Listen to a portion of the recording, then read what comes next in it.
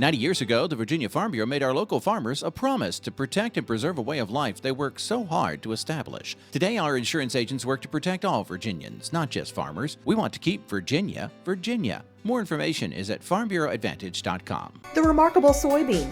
From its oil, we get products like ink, candles, and paint. From its meal, we get a high-protein fiber used in foods and animal feeds. Natural soy is replacing chemicals and products you use every day. You can learn more about soybeans at vasoybean.com.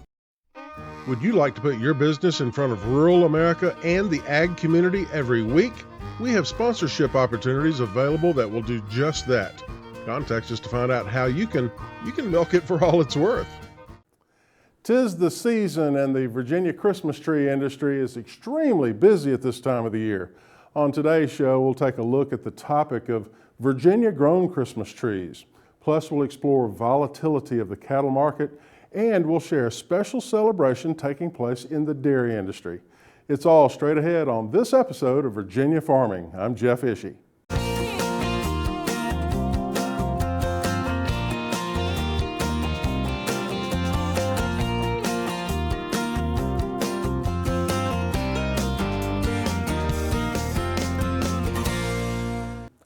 Virginia cattle producers have seen a lot of volatility in the marketplace over the past few years.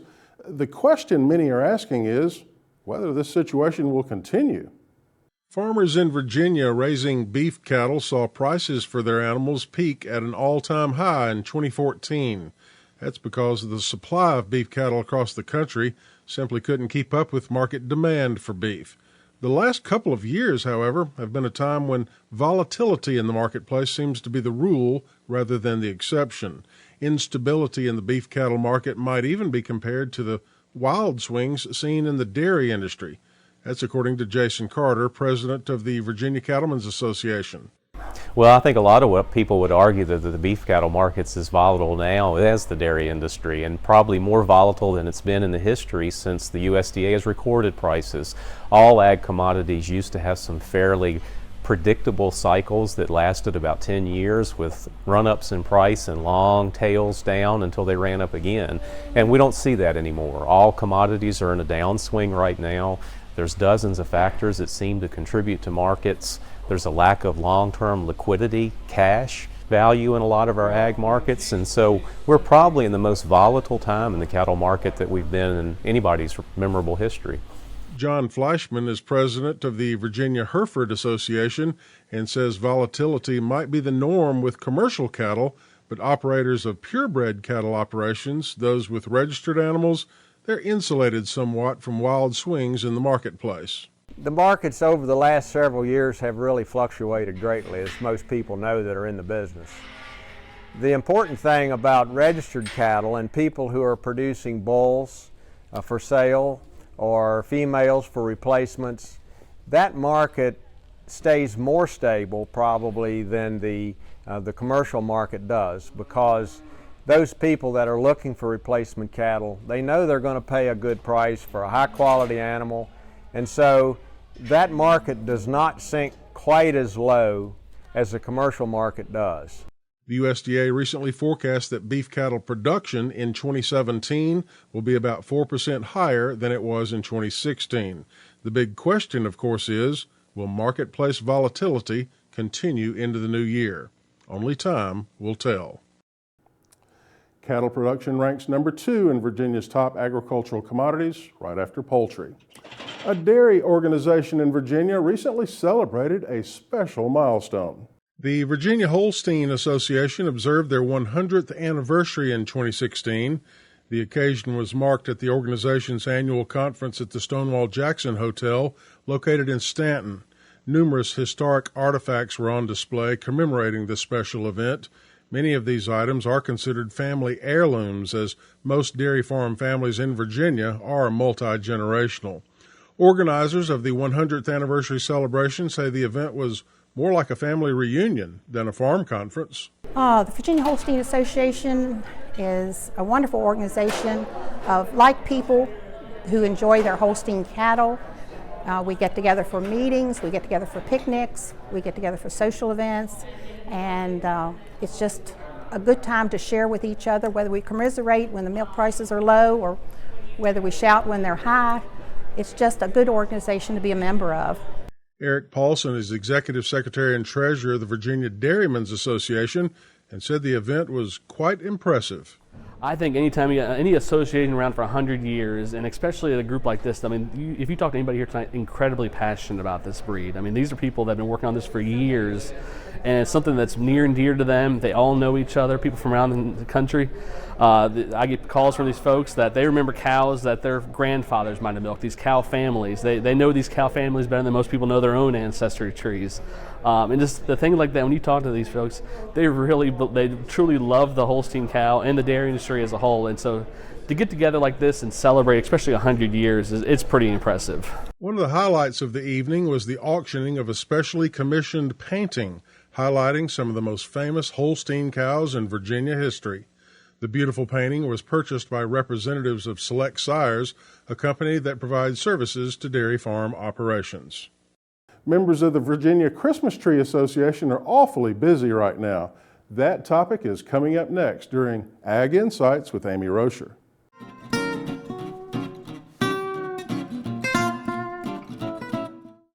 Today we're visiting Evergreen Christmas Tree Farm in Kieseltown, Virginia, and I'm joining Dave Thomas, the owner of Evergreen Christmas Tree. Dave, thank you so much for having us out today. No, thanks for coming out. Well, 'tis the season, right? It's coming really close. It absolutely is. Now, how many trees do you have here at Evergreen? Well, we have about 22 acres that are actually in Christmas trees, and we have about 15,000 trees in different stages. Okay. Now, you own another Christmas tree farm as well, correct? I do. It's called Valley Star Farm, and it's located near Luray, Virginia. Okay. Now, how big is that one? That one is about 13 acres, a little smaller than this one. And that one probably has, well, that's probably about 8,000 to 9,000 trees on that farm. So how long have you been growing Christmas trees? This was my first farm, and I bought it from a gentleman that was growing trees for a long time beforehand in 1988. So that's what, 26 years that I've been in Christmas tree business. So with these two farms, is this a full-time job for you? Well, I'm also a consulting forester, and I try to minimize the amount of time that I spend on the trees, but it still takes a lot of effort and a lot of work. But I am able to have some very good folks that help me out, so I don't have to spend quite as much time. Now, with two farms, do you have full-time employees that you can employ year-round? Basically, I have contract employees. Okay. And they work in the busy times of the year. Planting time, fertilizing time, trimming time, of course the Christmas season, which is right here. Right. Okay. Well, what kinds of Christmas trees do you grow? I mean, right now we're pretty central in the Shenandoah Valley. So what kind of trees grow well in this area? The ones that do the best in this area are white pine, Scotch pine, Norway spruce, Colorado blue spruce, and then some of the firs we can grow. We can grow Douglas fir, we can grow concolor fir, and we can grow one called Canaan fir. And their Canaan fir is very similar to a Fraser fir, but in this elevation, it's difficult to grow the Fraser firs here. They're more in the mountains of Virginia, Southwest Virginia, and North Carolina. Okay. But do you order some of those trees in from different parts to meet the Fraser fir demand? I thought I saw where you had them offered. We do. We get a few Fraser firs in, not very many, probably 60, 70 trees, just to be sure that we have what a customer might want.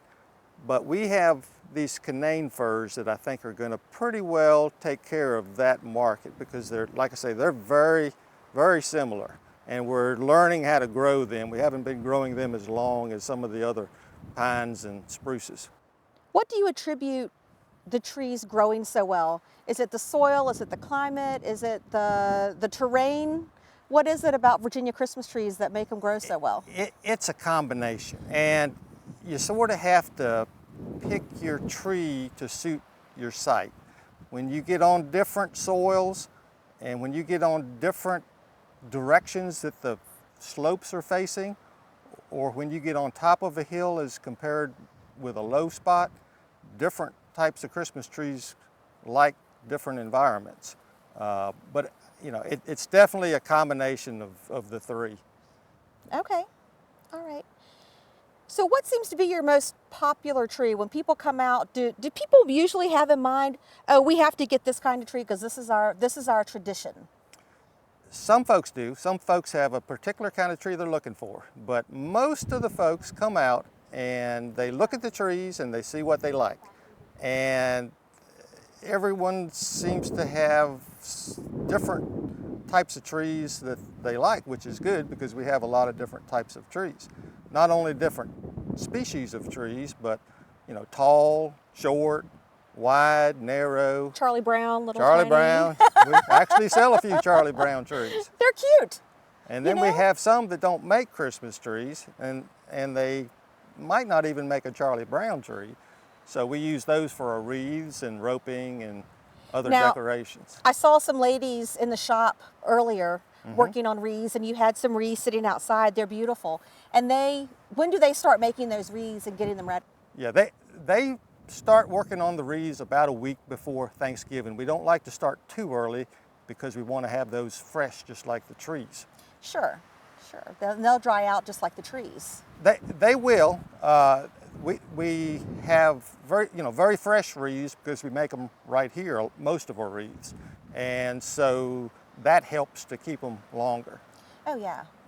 Now, have you seen any trends recently? Like people are buying more of one type of tree than the other in the last couple of years? Well, it seems like the pines haven't been as in favor in the past few years as the spruces and the firs. And I've also seen a lot more folks that want tall trees, large trees. I guess some of the houses have large ceilings and cathedral ceilings, large spaces to put the trees in. And we can fit that bill. We have a lot of nice tall trees. Well, let's talk about those tall trees for a minute. Let's take, for example, a 12-foot tree.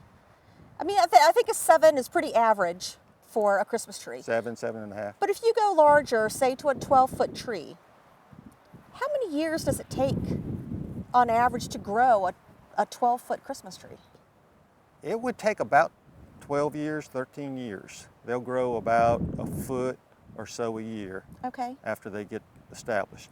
And you start all of your trees from seedlings, correct? We do, and they're actually called transplants. They're seedlings that have been dug up and planted back out again, spaced out.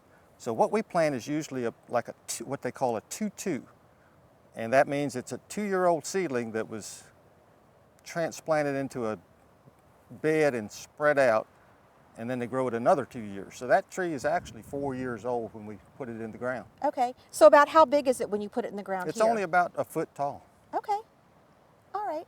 So the 2 and 2s that you plant, you certainly don't just put them in the ground and hope for the best. There's a lot more work that's involved in the Christmas tree operation than just planting them. Can you walk us through like the life cycle of a tree and what you do to that tree to get it ready for us when we come to cut it down? Well, after it's planted, we have to be sure that the weeds and grass and insects don't overtake it. So we have to be diligent on checking on the little seedlings and mowing around them. We wait until they get a couple feet, 2 to 3 feet tall. Then we clip out the doubles. We try to get a nice straight stem. And after that, when they start getting a little larger, we start to actually trim them every year. Once a year we trim. The pines are done in the summertime in June and July. Nice hot weather. Yeah, I was going to say. And the spruces and firs, we can pretty well wait on those and do those late summer, early fall, anytime up until we sell them at Christmas time. The trimming is probably the most labor-intensive job that we have. We fertilize most of our trees. They respond and do better with some fertilization. like I said, disease is something we have to look out for. We've had some issues with disease, just like a lot of the other growers in the state in the past few years. So you're a member of the Virginia Christmas Tree Growers Association. Give us a little bit of background about what that organization is and what you guys represent. Well, that organization is a group of mainly growers and anybody that's involved in the Christmas tree industry. Some of the folks are the suppliers of the tools and things that we use. There's also people from other states that are involved in the Virginia Christmas tree growers. But it's a group of growers from Virginia, mainly, that have a lot of knowledge, and they gather a lot of knowledge from each other. I wanted to talk a little bit about the weather. This year, we've had a pretty moist summer. We've had a good amount of rainfall, at least here in the valley. Does that play well to a cut tree? Do you think that might help the trees last a little bit longer because they've had such good moisture throughout this most recent year? I think it does. From past experience, when we get more moisture in the ground, the trees are going to be heavier. They're going to soak up more water. It's probably the most important the last month before the Christmas season, but it appears as if the whole year contributes to having a good moist tree. Do you have any tips for people who come out to a tree farm and cut their own tree? What's the best way to take care of that tree once they get it home? Once they get the tree home, they need to put that tree in water as soon as they can. Shortly after the tree's cut, it starts to seal over on the bottom of the tree. The sap starts to come out? It does, and it hardens up, and it prevents the tree from drinking water. So if they're not going to put the tree up for a little while, it's still good to put it in a bucket of water. And when they do put it up, if it's been over a few hours, I would definitely recommend slicing a very thin slice right off the bottom of the tree, and that'll open up those pores and let it drink a lot better. So that it can absorb the water. Yes. And then, of course, the next thing to do is to be sure that you water the tree regularly so that it doesn't run out of water. Because when it does run out of water, then the same thing happens again, right? It can seals up, and no matter how much water you put in that container, it's not going to drink it. Exactly. Okay. Something that you guys have going on at your farms is called Trees for Troops. Tell us a little bit about that and how it works. Well, here about 5 years ago, I was approached by a representative of the Trees for Troops program, which is a program that the National Christmas Tree Growers, in conjunction with the Christmas Spirit Foundation, have developed. And it's been going on, I think, about 10 years. And what they do is they provide Christmas trees for military personnel at various bases throughout Virginia, throughout the United States, and even overseas. And FedEx is the folks that come out and they offer their services for free to haul these trees to the various locations. So I thought it was a great idea. Absolutely. And I think that the troops gives them a feeling of home, a feeling that somebody cares. So what we do is, if somebody buys a tree for the regular price to give to the troops, then we contribute another tree. And so that kind of sparks people's interest, and they think, okay, I'm going to give a tree to the troops, which is a great thing to do, but on top of it, we give another tree to the troops. So they're getting 2 trees when someone purchases one. Exactly. If they purchase that tree not for themselves, but for the for the troops. Mm-hmm. That's a great program. We've gotten a lot of good comments on it. There's a website that you can go to, and the folks that get the trees seem to be really appreciative. Dave, do you have a website for your tree farms? We do, for both of them. Okay. The one for evergreen is www.evergreenchristmastrees.net. .net. You can remember that because they put the net around the trees, there you go. right? Okay. There you go. All right, and the other one? The other one is valleystarfarm.com. Okay. All right. Well, thank you so much for taking time out of your very busy schedule at this time of year. We really do appreciate it. Well, thanks for coming out. I've enjoyed it. If you can, make a family tradition and go out to a tree farm and get your own Christmas tree this year. We'll be right back. Get ready to learn about hostas as we go in the garden with Mark Viette.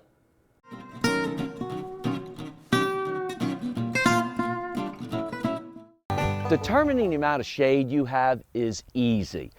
Remember, morning sun is shade, could almost be considered heavy shade. Afternoon sun is sun, and almost could be considered full sun. But then we have something else that is filtered or bright shade, and that is where you see distinct shadows. Like around me, you'll see bright light and shady areas, and that changes on and off throughout the day. That is the best environment for my #1 favorite plant for the shade, hosta. Hosta are great. They get huge, they get big. You also have some that might be 2 inches in height, but then you have some that could be as tall as 5 feet, and it might get as wide as almost 7 feet. The bigger and older the hostas get, the prettier some of the varieties get. You can look at some of these giant leaves I just picked. They also make a great cut flower or in arrangements, but as they get older, you get this puckering. And if you look, and that's sort of a crepe papery look to them. As the leaves get older or the plants get older, they tend to take on certain varieties, this beautiful bluish haze. But hostas are great, and they can get to the size, one plant might be as big as a rhododendron. The fact that hosta, or some varieties, can get so big means they're economical because they cover a large area. And they also keep the weeds out. If you look at some of these hostas here, you can see how big they get, and you really don't see a lot of weeds in them.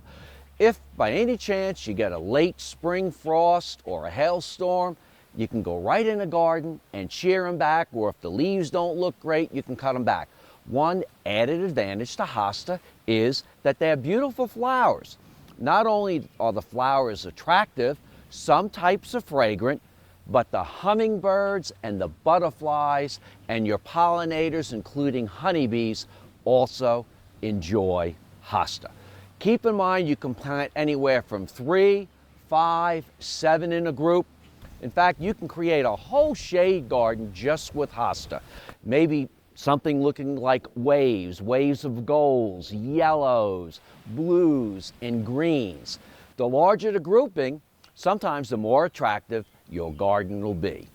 I'm Mark Viette. Join me next time in the garden. Our pearl of wisdom this week comes from viewer Marion Newkirk in Harrisonburg, Virginia, who says, if it's worth doing, do it right the first time, or don't do it at all. Thank you, Marion, for that pearl of wisdom. That does it for our show this week. Have a great week, everyone. I'm Jeff Ishii for Virginia Farming.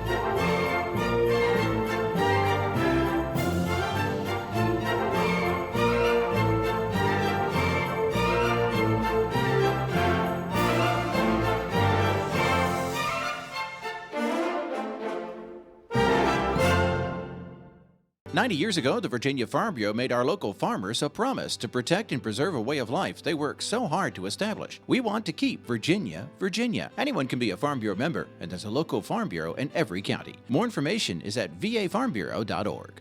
Virginia soybean farmers are hard at work growing soybeans to produce products you use every day. Candles, soaps, even crayons can be made from soybeans. Remember, when you buy soy, you're helping to support American jobs, the economy, and our nation's energy security. Would you like to put your business in front of rural America and the ag community every week? We have sponsorship opportunities available that will do just that. Get in touch with us to hatch a new plan.